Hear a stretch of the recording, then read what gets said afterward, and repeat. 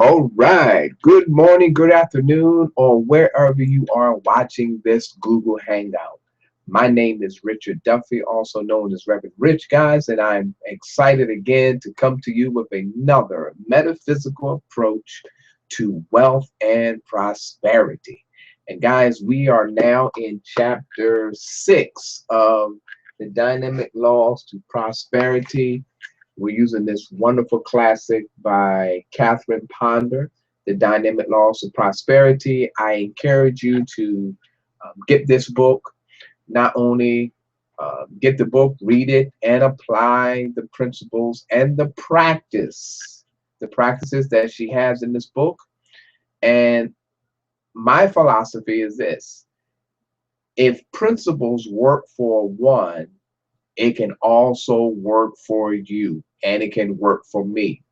So if this has been tested and tried, and actually she started these lessons and these principles during the depression, and many people were able to achieve success in their lives, in their business, in their financial affairs during the times where it would seem like you should hold on tight to your money, or you should be nervous about, you know, taking risks or making decisions or doing different things. These principles are depression proof. I'm going to say that again. Wealth and prosperity consciousness is depression proof. All right. When you were able to establish a prosperity consciousness, a prosperity wealth consciousness state of mind, you create your own economy. So you never have to be concerned about the things that are going on outside of your world. This is what I believe when Jesus met, when he says, I'm in the world, but I'm not of the world. That means I may be in the world that's swirling around thoughts and ideas about lack and limitation, or fear of depression, and fear of stock market dropping, and people losing their jobs, and many different things. But I'm not of that world. I abide in the world of abundance, where there is an unlimited flow of good consistently flowing into my life. Because the reason why I can say that is because I know that money, and the true definition of money, is energy. Matter of fact, everything is made up of energy. And so when I understand that, then it is my frequency, if you will. It's my vibration that brings good into my life. And it can come in the form of money. And so that's why these principles are good to study consistently. Now, if you have studied Catherine Ponder's book, years past, I mean, I believe this particular book that we're going over right now was back in the 1940s, 30s, I believe, 50s. I'm not exactly sure of the date, but I know it was in the 20, 30, 40s, or 50s back at that time, way before I was born. But these principles still work. The laws are still there. And if we follow these spiritual laws, these universal laws, these principles that has been established before the beginning of time, we can have whatever we desire. That's right. And you've heard in the previous hangouts that I've talked about, and I put emphasis on this idea of attracting what you desire, and not being afraid to know what your desire is, and not be afraid to write that desire down. As a matter of fact, give you a sentence here, a paragraph here, before we actually go into chapter 6. Because in the last previous 2 chapters, there were 3 exercises that you were supposed to do And then chapter 6, where we are right now tonight, it's like the final blow, if you will, in manifesting your heart's desires. Okay, it's like here we are. Now we're at the chapter where boom, things start happening, right? Things start unfolding. I've already have had several things happen in my life already in the last 2 weeks since we have been studying these principles. If you are following through every chapter during these Google Hangouts, and if you are following the principles that are taught here, something is going to change in your life. Stay focused, right? Keep using that imagination, keep dreaming, keep seeing your desire, using your mental mind, using your mental image, and watch things start turning, things start happening for you. Okay, it has to happen because, again, it's law. Now, look what she says here. She says, let me remind you of something mentioned in the last chapter. Don't compromise in your mental images. Image what you really want. This is so important because there are a lot of people in life, they compromise their dream based on what somebody else wants them to do. You could have a loved one, a parent, a brother, a sister, close friend, a husband, wife, spouses, and many people. You could have a boss who knows that you are a tremendous benefit to his company, but there's a dream, there's something that you want to do, or there's something on the inside that you have to do, and you compromise your dream for somebody else's dream. And I'm sharing with you that you have to do what you're called to do.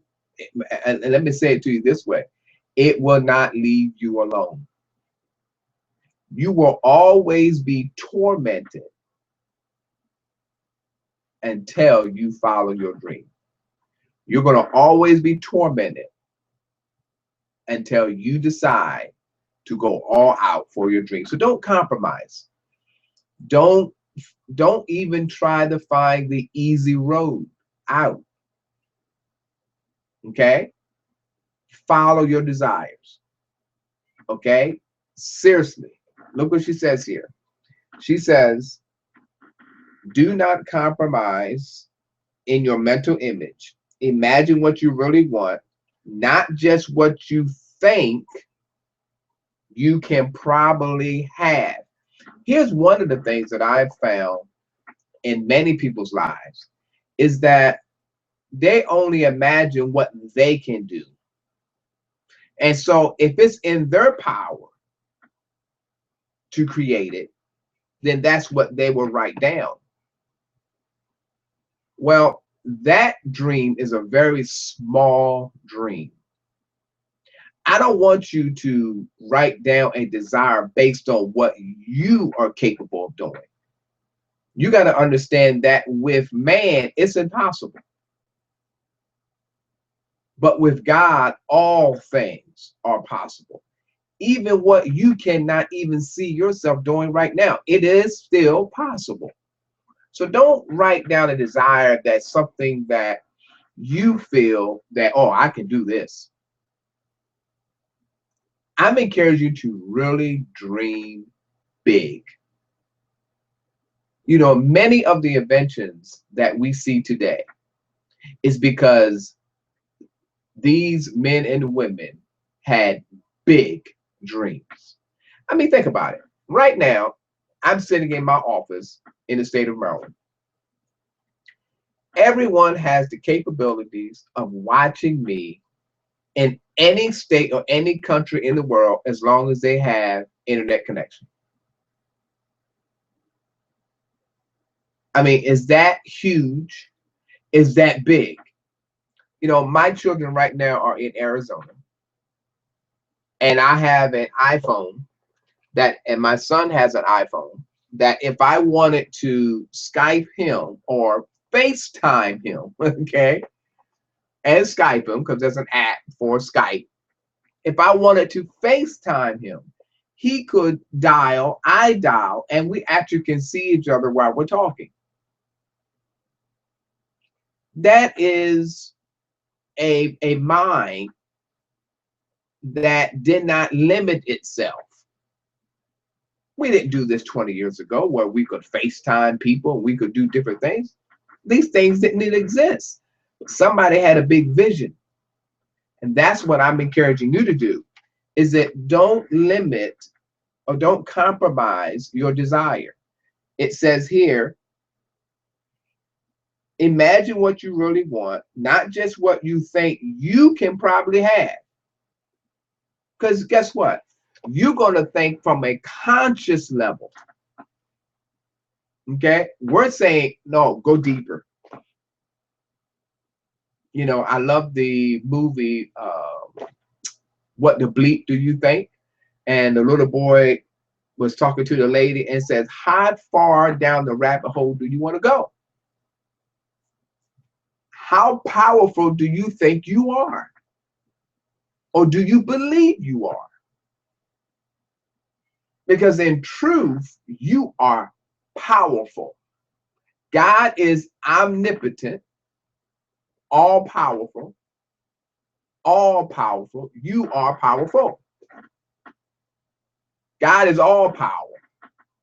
Okay, there is no other power above, beneath, around God. You are power. You are the offspring of the all power. Wow. So there is absolutely nothing that you and I cannot do, be, or have. Do you know that whatever solution that we believe needs to be solved, we can solve it. We can solve it. We just have to believe that we can and not compromise our desires. But we just have to believe that it's possible. Now look what she says here. She goes on to say, your active imagination will soon take control of your will and put it into place. If you first take control of the imagination by filling it in the mental pictures of what you deeply and sincerely want, if you feed your imagination half-heartedly or lukewarm mental pictures, that's the kind of results you would get. In other words, when you write down your desires and when you do the mental practice and affirm those things that you want, if you do it half-heartedly and just go about it very casually, and you know, and guys, this is no different than the very principles of life. You know, you've heard me say many times that I love sports, and I love the two sports that I enjoy to watch. And actually, I played a little bit. It wasn't great, but I played a little bit. Was basketball and football. And the ones who make the All-Star, the ones who go into the Hall of Fame in either sport, they didn't go about their craft or their sport in a very casual, lukewarm way. There are some who are considered the best three-point shooter that ever played a game. Two people come in mind right now: Larry Bird and Ray Allen.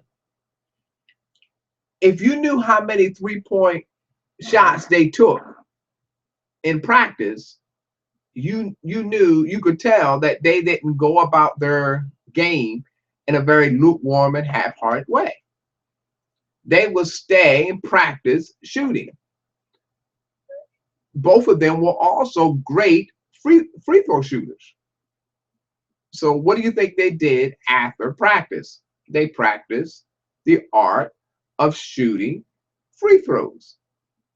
And they averaged 80 to 90% shooting free throws, which was needed in many close games. So do you get the picture? In other words, be serious about what you want. Don't compromise. Go about it with a sincere heart and watch what happens. Now, let's go into chapter 6. Now, chapter 6 is talked about the law of command.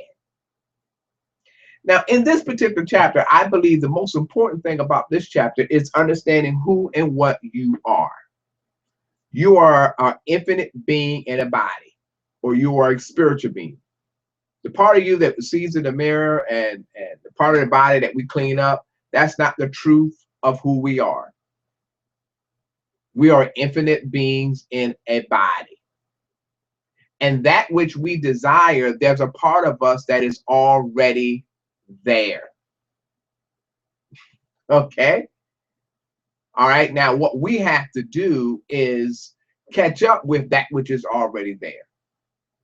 It's already there, and all we have to do is know it by faith. Okay? And one of the ways to activate our faith is by the law of command. Now, I want you to look at this. Shakespeare says, there is a tide, T-I-D-E, in the affairs of men, which taking at the flood leads on to a fortune. Now, it is through the law of command that you release this flood tide of good.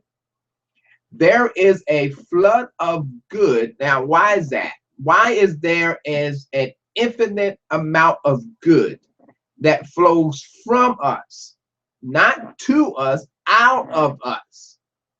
Because God is in us and through us. Now, what I mean, what do you mean? What do you think I mean when I say in us? Is he, I hear my mentor, the late, great Reverend Dr. Mary Tumpkin, would ask the question to her congregation when we would say, what does it mean when we mean God is in us? Is he in my liver? Is he in my heart? Is he in my rib? What does it mean God is in me? Well, look at it this way. God, I am the individualization of all and what God is. Everything that God is, I am. Now, I know many people are having a hard time with that thought. Now, let me explain to you this idea. The reason for human suffering is we forgetfulness. We forgot who we are. We forgot our purpose. We forgot our origin. And now myself and millions of others are reminding ourselves. We're constantly being reminded of who we are. And in order for you to know who you are, and if you really know who you are, then you know this particular command, you're able to say, let it be, just like the Creator did. God said, let there be, and there what? Was. Well, if you are the individualization of spirit, God, the universe, you can declare, let there be. Now, there's a very important point that I'm going to share with you. You cannot declare, let it be, if you have belief in lack, limitation, or if you feel you're not worthy or you don't deserve it. So it's, in other words, your words or what you command won't have any authority. You remember the scripture where it says that if you ask anything in my name. Now, for years, I believe that if I just said in the name of Jesus, then it happens. And I know many Christians say that, and this is nothing negative toward them, but I just want to let you see it from a different perspective. If I asked it in the name means nature. So what do you think? What I mean? In the name, in the nature of absolute good. Now, watch this. It is through the law of command that you release this flood tide of good. When you know that the nature of God is absolute good, and good is my God, and God is my good, that means if God's in me, good is in me. When I ask in the name or in the nature of absolute good, it's my realization that whatever I ask, it is always given. Why?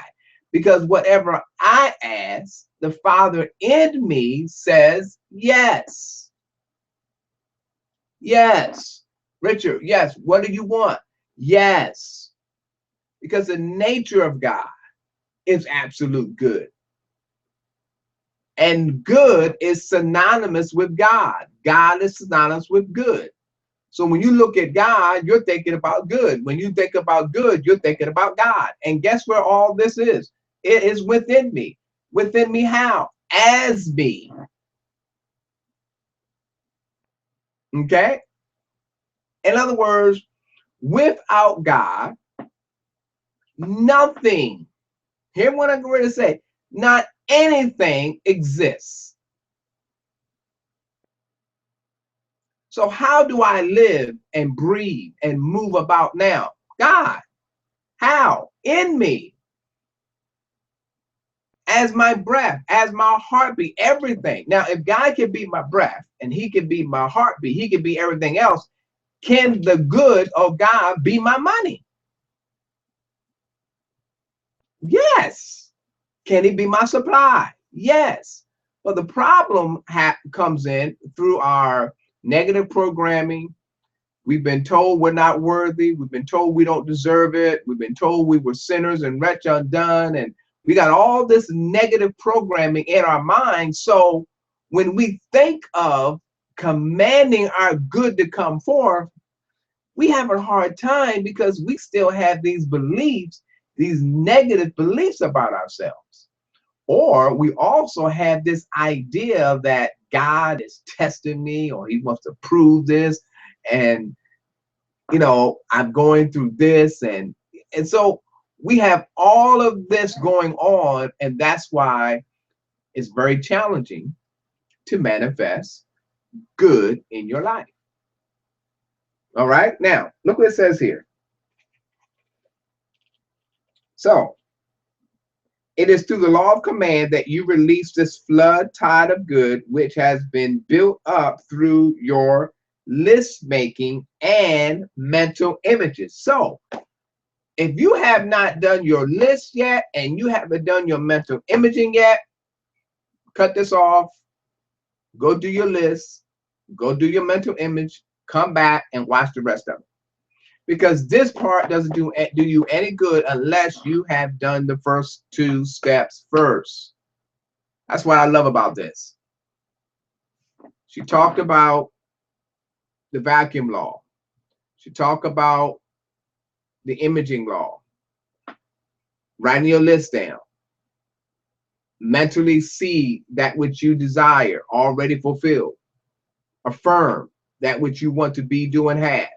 Now we're at the principle where it says, boom, the law of command. Now, look at this. The secret of the law of command is this: a positive assertion of good, which a positive assertion of good you wish to experience is often all that is needed to turn the tides of events to produce good for you swiftly and easily. Listen. Oh, I went ahead of myself. Hold on. I'm sorry. I went ahead of myself. Let me go back. The prosperity law of command is your key to dominion. The prosperity law of command is your key to dominion. We have been given dominion since in the beginning. Let us create man in our image and our likeness and let them have dominion. You remember that, right? So we have been given dominion. We just haven't taken it. Can you imagine someone giving you in charge of this and then you don't take advantage of your authority that you have? And I want you to really understand this. We have not taken advantage of our ability to create our life and our world in the way we see fit. And again, it goes to much of negative programming that we have been, trained under. Could be upbringing, religious philosophies, and so many different things. But you do have dominion over who? Not somebody else, over yourself. Okay, you can't have dominion over someone else. You got to take care of your house. God didn't tell you to try to take care of other people's houses, and that's another thing that's messed up. You have a 24-hour job to take care of your own house. Your job is not to try to take care of somebody else's house. Your job, my job is to be a light.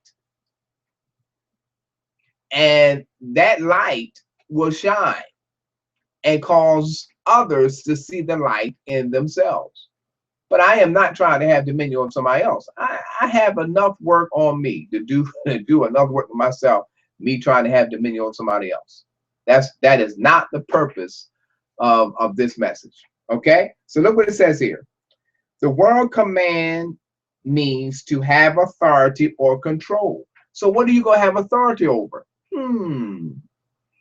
You have authority and control over your thoughts and your feelings.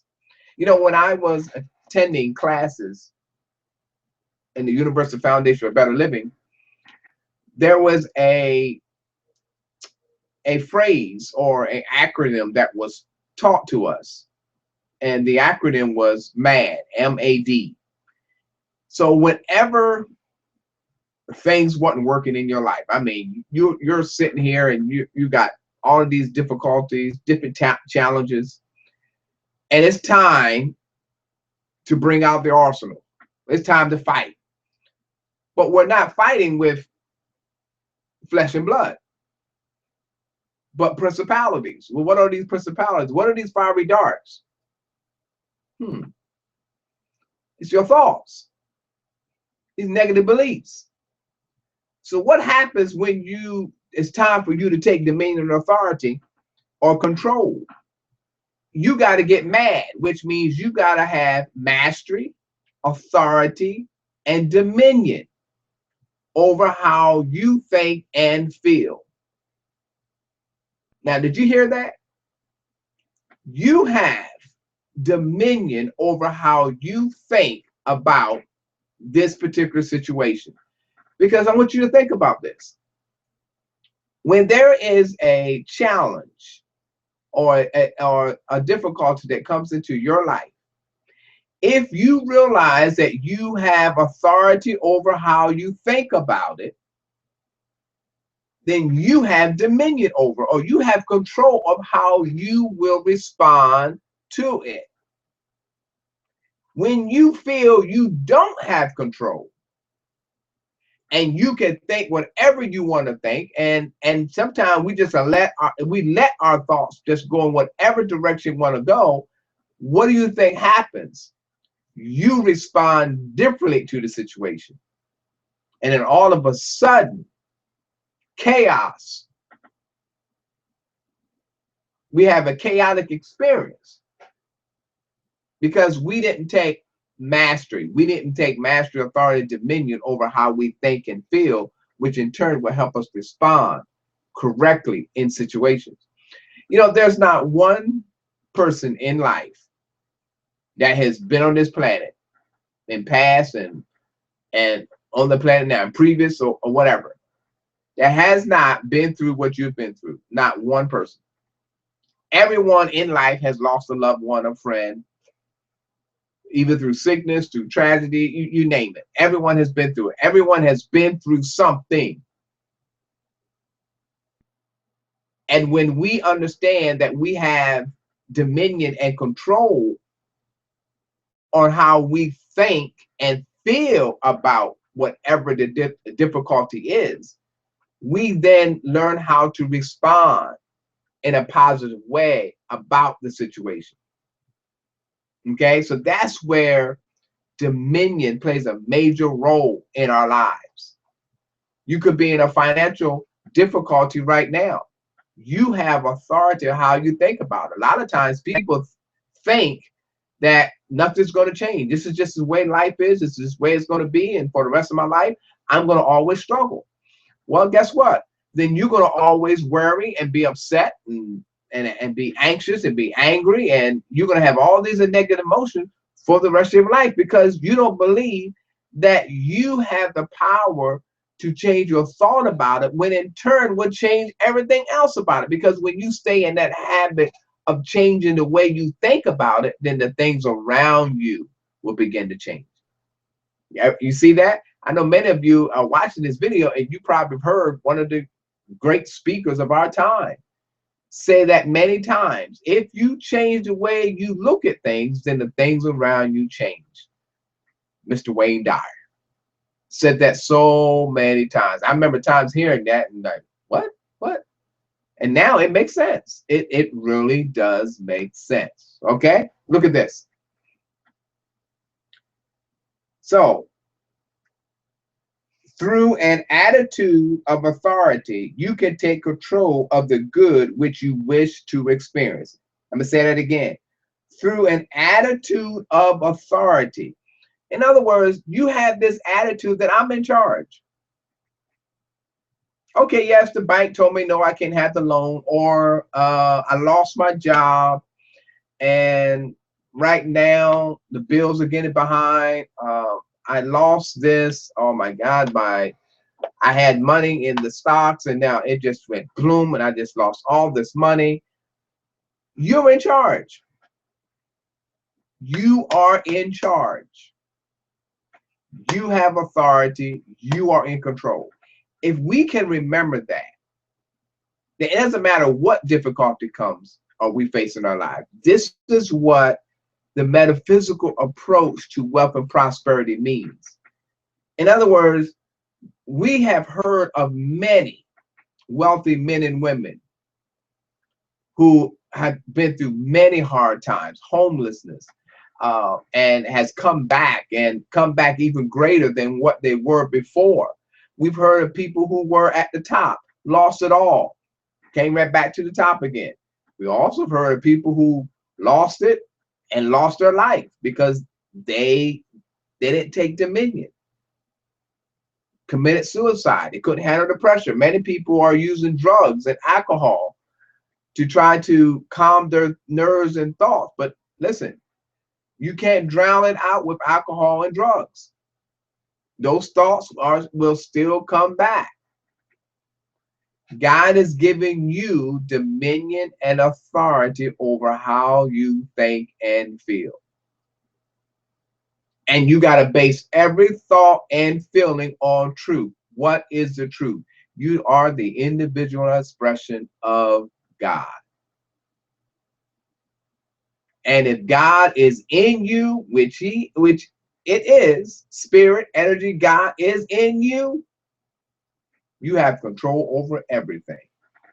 Just like your father said, let there be, the creator of the universe said, let there be, you can say, let there be finances. An unlimited flow coming to my life.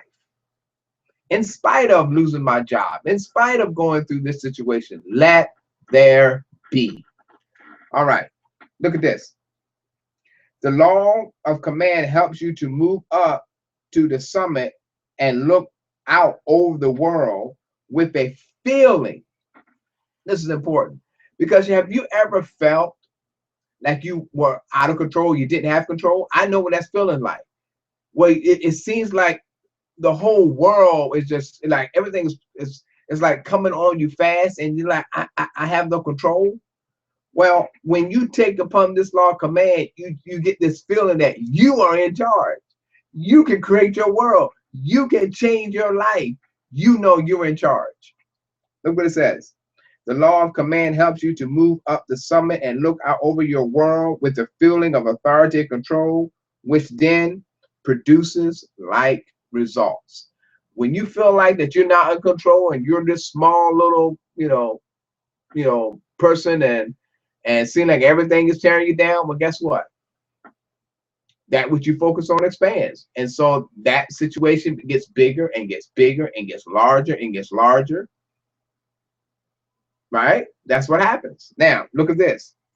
The secret of the law of command is that a positive exertion of good you wish to experience is often all that is needed to turn the tide of events to produce good for you swiftly and easily.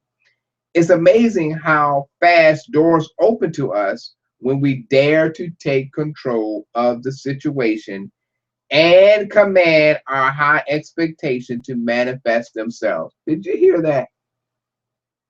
When you wake up in the morning or you go throughout your day, and if you look at your situation square in the eye and says, you do not control how I feel, you do not control my happiness and my peace or my joy, because I know this too will pass. When you say, I am in control of this situation, you'd be surprised how swiftly, how easily an idea or many different ways, an infinite amount of ways will come into your experience and take and give you an idea of how to solve whatever solution, whatever problem is. But when you feel defeated, when you feel depressed, when you feel negative, when you're angry, when you're frustrated, you can't find ideas. It's like you can't hear. Have you ever been frustrated so much that you try to find your favorite quote and you can't hear it? You ever been so frustrated you try to find your favorite scripture and you can't hear it? Why? Because you have not taken control, and so now you got all these negative thoughts just flying through your mind, just flying through your mind. And you're just like, if they would just be quiet. Guess what? You have the control to shut them off. You have that. You have control. All right. But there is nothing new about the law of command. In Genesis, we are told that Jehovah created earth by commanding, let there be, and there was. Actually, the law of command is one of the easiest to use. After having made lists of your desires and having mentally imaged them as fulfilled, it is then time to release the substance of them into the words of decree and command that which can be moved, the ethers, into action.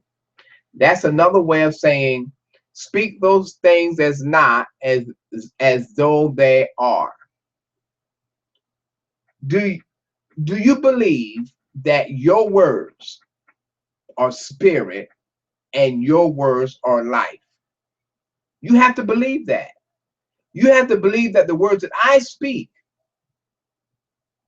they are spirit and they are life. Look what it says here. She says, what you decree, you get. And this Bible promise says, for thou shalt decree a thing, and it shall be established unto thee, and the light shall shine upon thy ways. Job 22:28. You must decree that which you desire. And you have to say it with authority. Now, how do you say it with authority? When you have the attitude that you're going to take control of the situation, which means I'm not going to worry. I'm not going to get upset. I'm not going to be frustrated. I'm not going to be angry. I'm not going to be depressed. I'm not going to be sad. That's how you take control. I'm going to be happy. I'm going to be joyful. I'm going to be at peace. I'm going to put a smile on my face. I'm going to walk like I'm already rich and wealthy and healthy. I'm going to speak those things into existence because I have authority and God has given it to me through the law of command. Woo! All right, guys, that was part one. Oh my goodness. Can you imagine what part two is going to be like? Well, listen, this is Richard Duffy, also known as Reverend Rich, and I encourage you to make sure you put the list down. Write down your list. Imagine that which you has written down is already done for you. Next, decree it. Use the law of command to decree that which you desire. All right, take control of your life. All right, it's right there for you. Take control of your life. Okay, guys, don't forget, send me a message at the end of this video. Underneath the video, guys, send me a message. Give me a comment. Let me know what you think. Go to my blog. It's also underneath this video. You can go to www.youtubecanberich.com. And I'm waiting to hear from you. Thank you for tuning in. And I pray and I wish for you health, happiness, prosperity, peace, love, and money. All right. Peace and blessings.